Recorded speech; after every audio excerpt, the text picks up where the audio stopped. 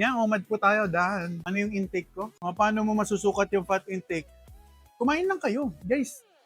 Imagine niyo nung unang panahon, palagay niyo alam ng mga tao yung fat intake, protein intake nila, at carbohydrate intake. Hindi.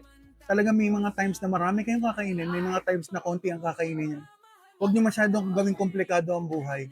Isipin niyo, panahon ng Stone Age, hindi komplikado ang buhay, kakain lang sila pag may huling hayop, tapos magpa-fasting sila hanggang sa susunod na makakahuli sila ng hayop. Kung walang pagkain, minsan makita niyo yung mga puno noong unang panahon. Every season, makakakuha sila, makakain sila ng mga halaman, mga prutas. Pero ngayon, lahat, araw-araw, may prutas. Punta ka ng grocery, may prutas. O ngayon, magtataka tayo lahat, bakit lahat tayo may sakit? Hindi walang halos nakakapag-fasting.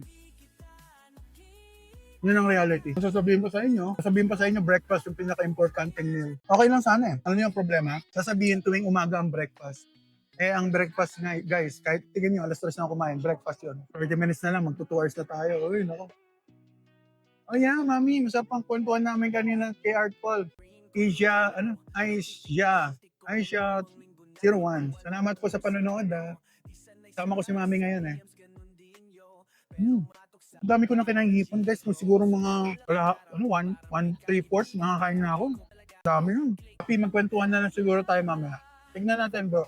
Pero most likely baka hindi na ako kumain. Busog na ako. Natin. O kaya pag may nakita akong chicharon, magchichicharon ako. Since tapos na eh. Last day ko na ngayon ng ng carnivore reset natin. Kaya pwede na kumain ng seafood. Sarap. Na-miss ko. Seafood. Mahilig ako sa seafood eh.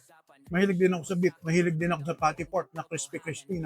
Alam ko marami naghahanap nun. Mula Monday, magiging crispy-crispy na tayo. Susunod, Tuesday, ayun na, binibigay ko ng schedule Tuesday, magiging tayo, budget-friendly low carb.